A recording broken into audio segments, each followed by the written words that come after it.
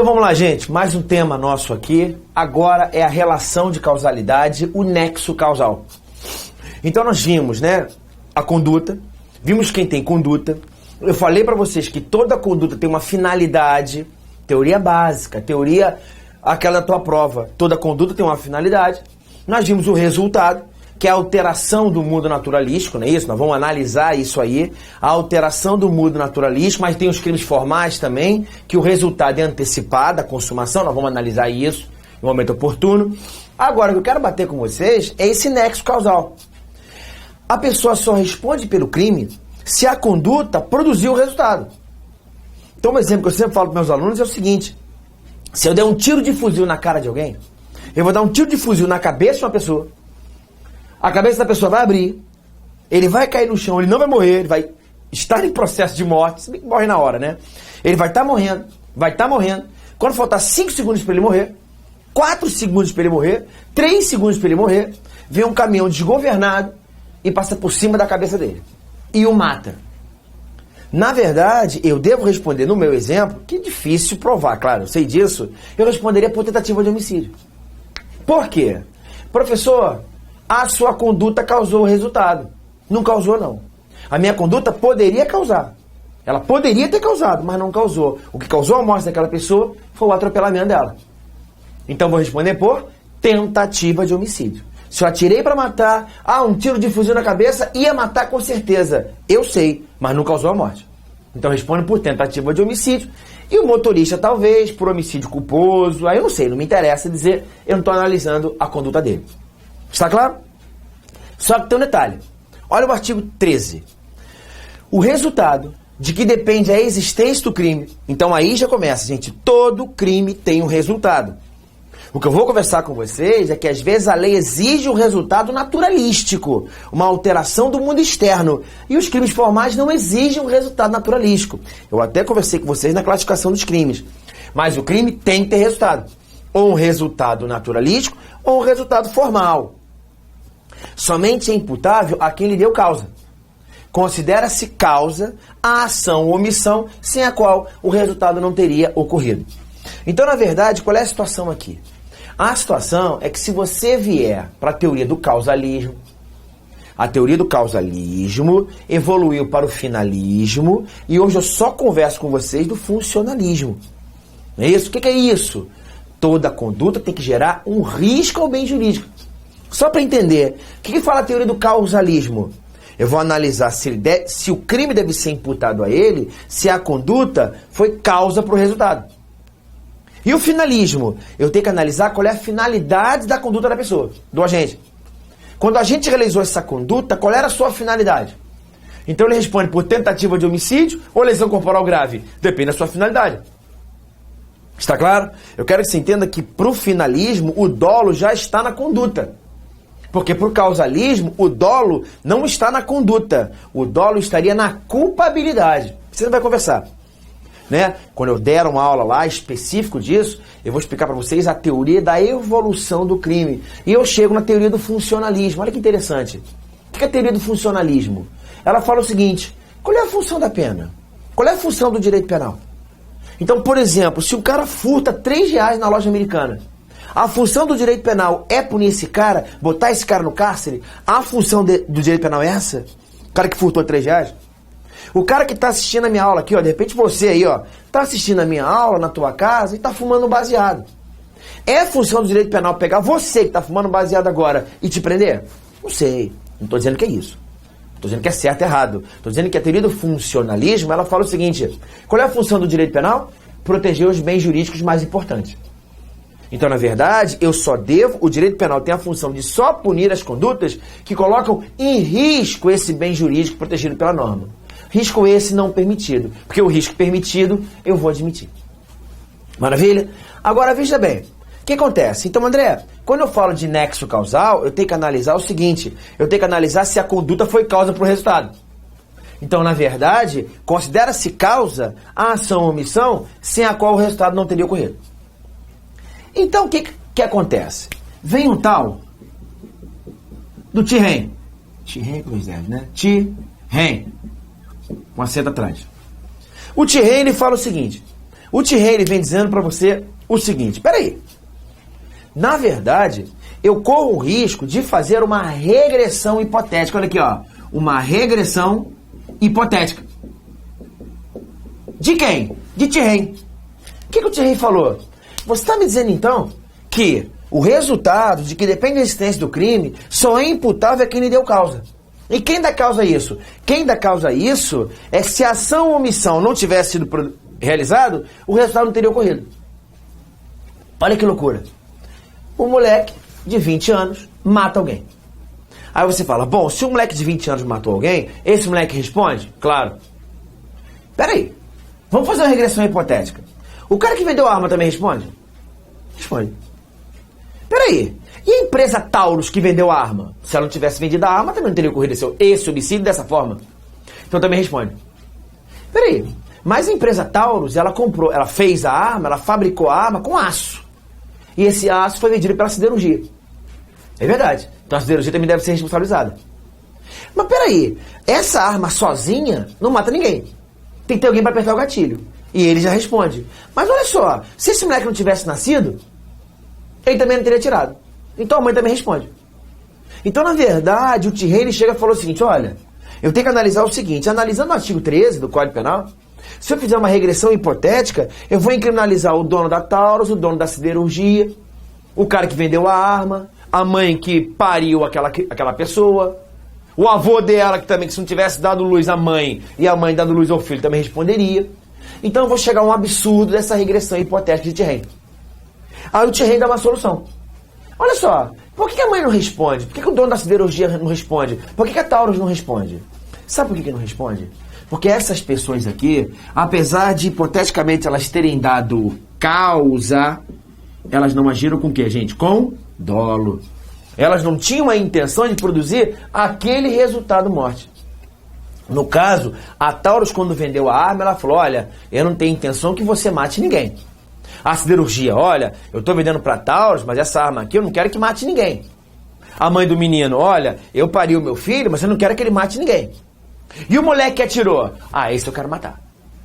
Então, pela regressão hipotética de Thierry, para não chegar a absurdos condenando a mãe, eu só devo punir pessoas que agiram com dolo. Quer dizer, pessoas que tiveram a intenção de produzir o resultado naturalístico ou o resultado formal, que já eu converso com vocês em aulas posteriores. Está claro? Isso quem idealizou foi o Thierry. Mas isso aqui, gente, isso serve especificamente para a tua prova, tá? Agora, meu Deus, desculpa aí, gente. Ou foi mal aí? Dá uma cortada, né? Foi mal, desculpa aí. Isso serve, vamos lá, vamos voltando. Isso serve, né, para a teoria do finalismo, para a teoria do causalismo, até melhor, antigo Código Penal. Agora, qual é a minha importância agora?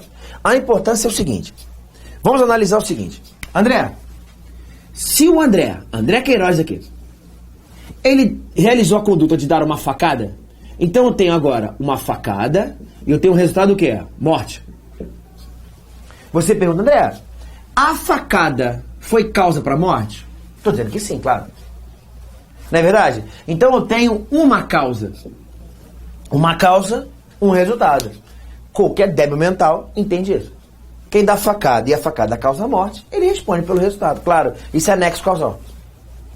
Só que eu vou começar a conversar com vocês o seguinte, que é o que me interessa, que pode existir as concausas.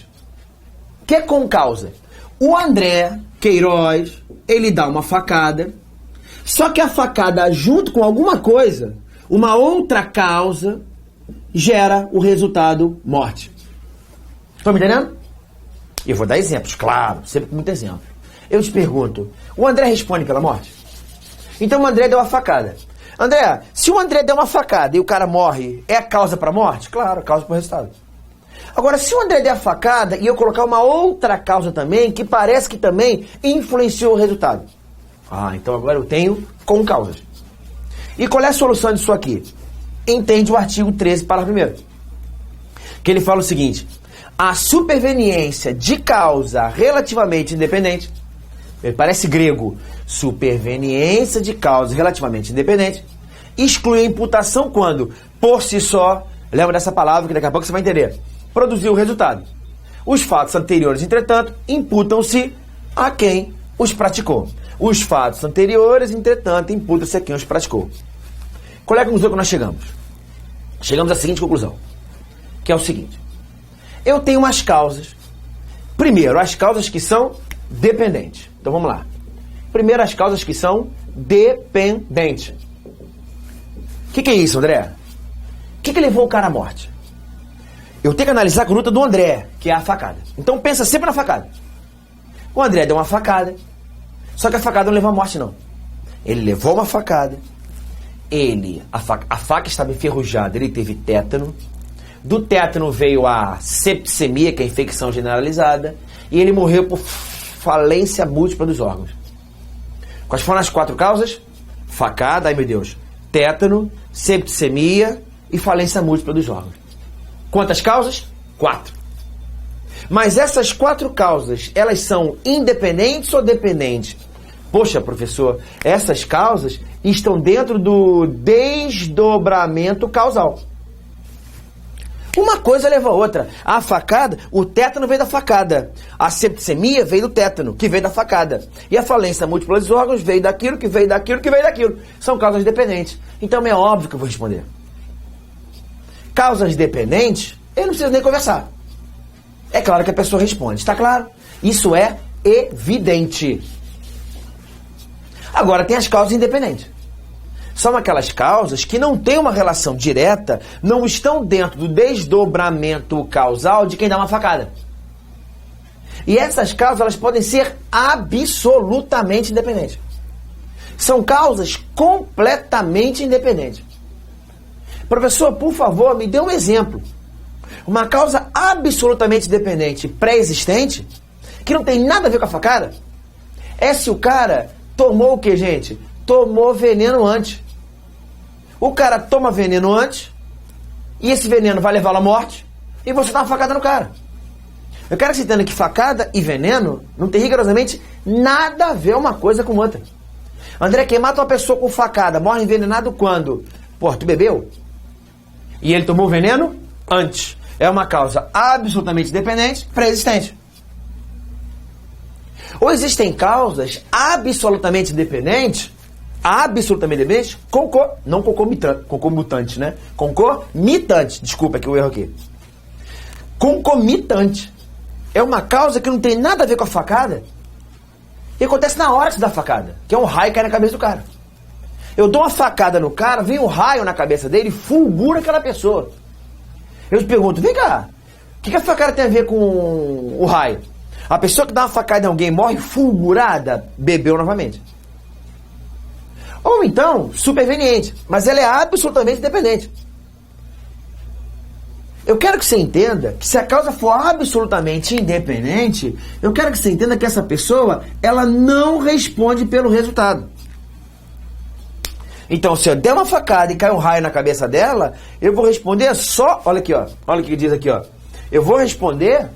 Olha aqui, ó. Se a causa for independente, se bem que isso aqui é outra coisa, né?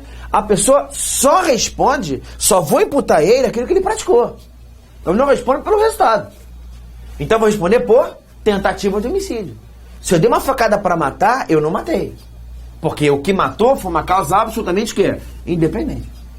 Pô, mas você tá cheio de dolo. Então responde pela minha conduta, tentativa de homicídio. Mas eu não matei porque ele morreu fulgurado. Eu não matei porque ele se envenenou antes, ele quis se suicidar. Quem produziu a morte foi o envenenamento que ele mesmo produziu. Ou então uma outra pessoa.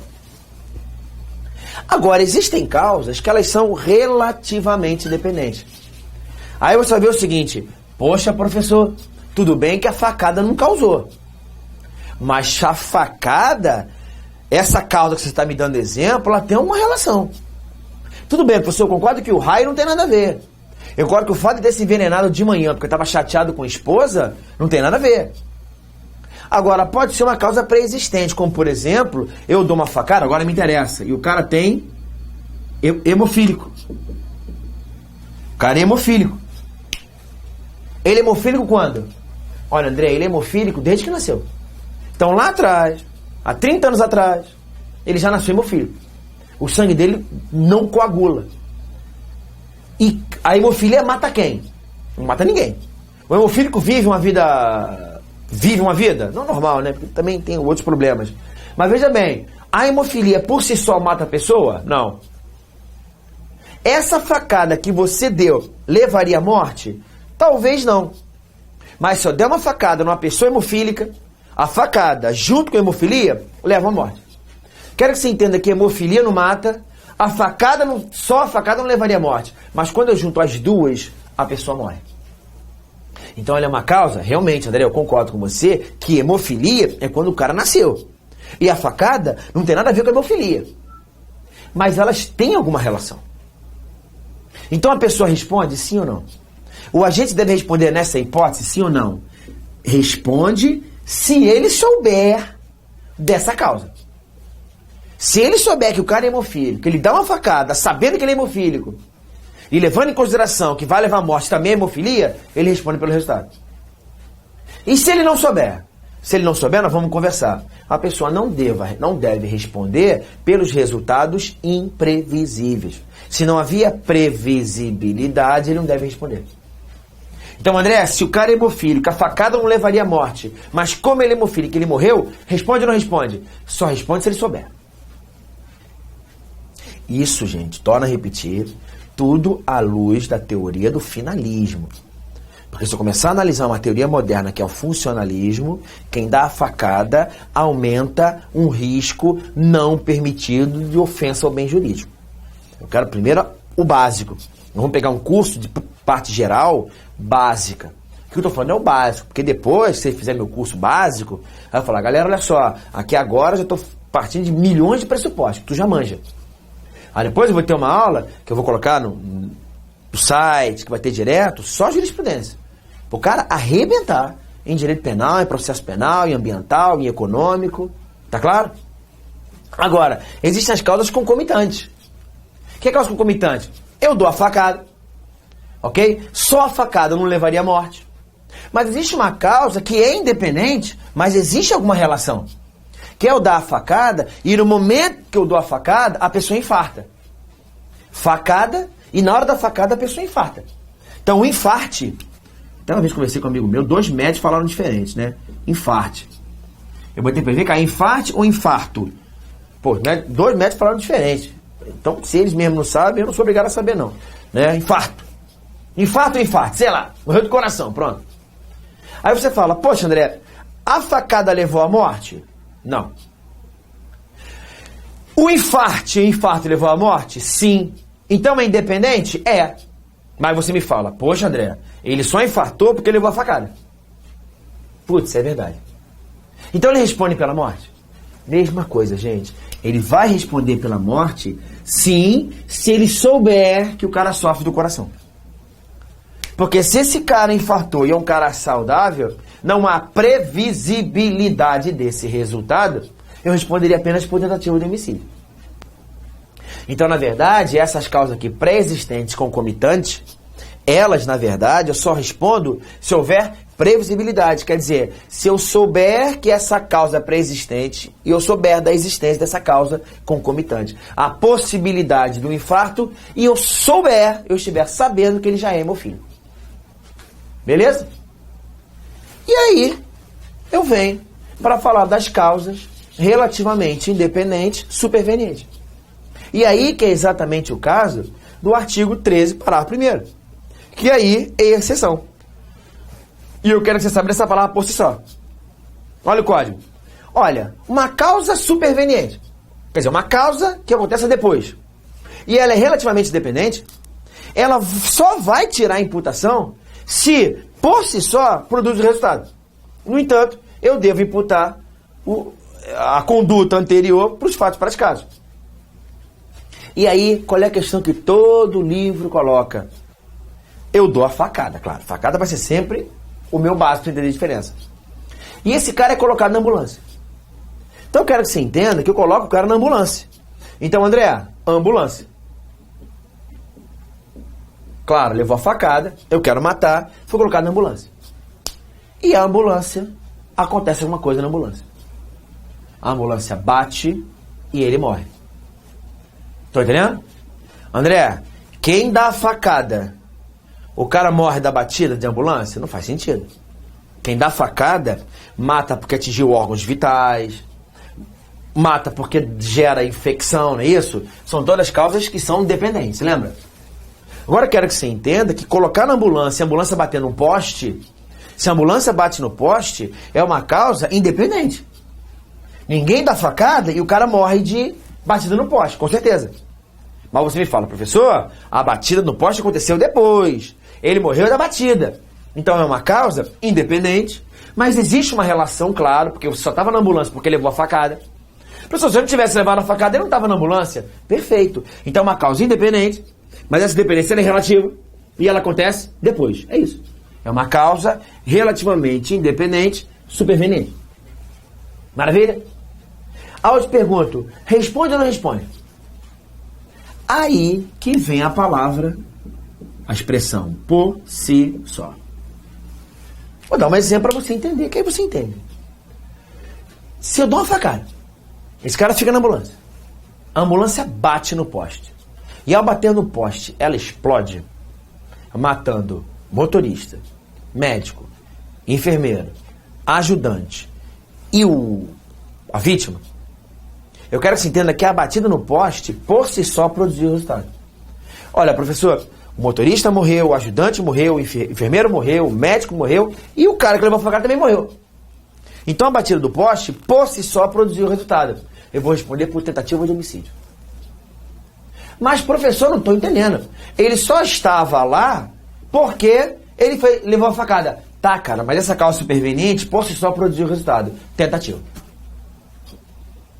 Agora, se a ambulância bate no poste, cai na ribanceira, começa a cair no mar, o motorista consegue fugir porque está bem. O ajudante consegue fugir porque está bem. O enfermeiro nem consegue fugir porque estava preso no cinto, mas não conseguiu fugir. E morreu afogado.